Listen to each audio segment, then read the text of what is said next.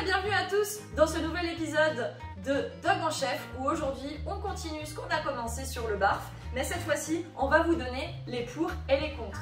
Les pour, attention, s'il est correctement effectué. Alors dans le positif, forcément, qu'est-ce qu'on va avoir? Un avantage nutritionnel supérieur. On aura aussi les enzymes digestives qui augmentent la disponibilité biologique tout en réduisant forcément le risque de maladie cardiaque et qui permettra la libération d'une énergie alimentaire maximale. En troisième point, on aura donc un régime qui est extrêmement qualitatif si, bien entendu, comme je vous le précisais juste avant, il est bien réalisé et qu'il tient compte des éléments essentiels et fondateurs de l'alimentation canine, mais aussi de l'individu en question, puisque tous les chiens sont différents, n'ont pas les mêmes âges, n'ont pas les mêmes besoins physiques. Donc un régime BARF se constitue à partir des éléments spécifiques que nécessite votre chien, puisque lui-même est spécifique. En dernier point, on va parler des observations. Alors qu'est-ce qu'on a pu noter sur les études des chiens qui ont été menées, qui sont sous le régime BARF? Donc à nouveau, s'il est bien mené, on a un pelage qui est beaucoup plus brillant.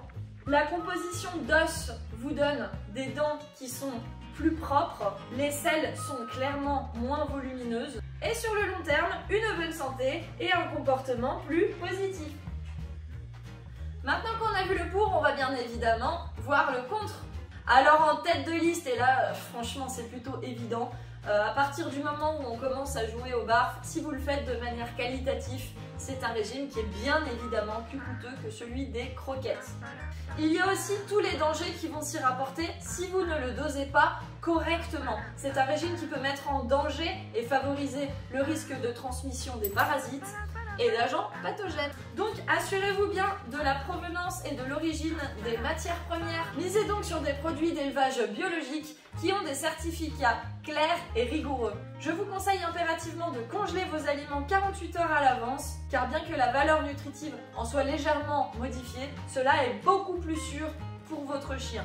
Quand on commence à jouer au barf, surtout dès le départ, il est conseillé d'avoir un peu plus de contrôle vétérinaire 2 à 3 fois par an pour s'assurer que tout va bien. Vous aurez donc évidemment un suivi qui va avec ça beaucoup plus strict à la maison par rapport au carnet de vaccination à jour et évidemment au suivi des vermifuges périodiques pour les parasites internes et externes. Cette petite rubrique sur le barf pour ou contre est maintenant terminée. J'espère que vous avez pu apprendre quelque chose. On se retrouve dans une nouvelle rubrique tout bientôt. En attendant, bon appétit à vos compagnons!